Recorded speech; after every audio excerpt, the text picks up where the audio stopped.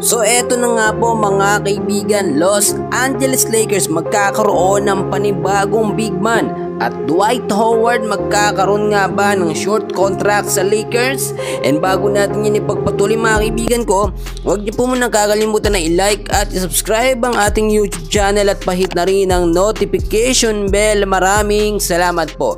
Well mga kaibigan, alam naman po natin na ang number 1 na problema ngayon ng Lakers ay ang kanilang first 5 lineup. So bakit problema? Hindi po kasi naglalagay ng big man or sentro. Eto nga pong si JJ Redick, which is lagi niya pong nasa lineup ay ang sistema niya na small ball lineup mga kaibigan, which is walang sentro. Kahit available ang mga big man o sentro ng Lakers sa sistema ni JJ Redick, etsyapwera po silang lahat. Ayon na rin sa ating mga nakuhang updates mga kaibigan ko, ay magkakaroon sila ng panibagong big man, which is ang tinutukoy natin walang iba. Eto nga pong si Dwight Howard. Sa update na ating nakuha at nalagap mga kaibigan, posible itong magkaroon ng short contract. Bakit short contract lamang mga kaibigan? Susubukan po kung magiging effective siya. And very obvious, alam natin ang pinaka-reason nito nga pong si JJ Redick, hindi niya kursunada yung mga sentro na available ngayon sa Lakers. At tinutukoy ko si Jackson Hayes at etong si Christian Coloco, hindi siya tiwala sa experience na meron. Itong dalawang sentro na yun mga kaibigan, para ho kasi kay JJ Redick, no, ay mga rookie lamang yung mga sentro, mga big man na yan.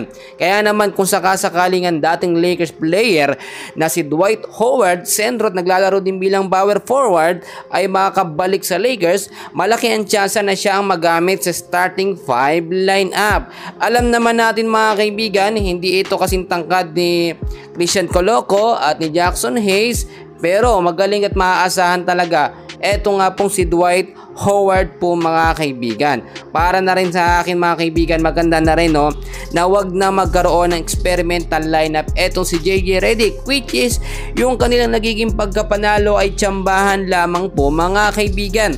Napakalabo po nila makapasok po mga kaibigan sa finals at kahit sa semifinals kung hindi po magbabago ng sistema.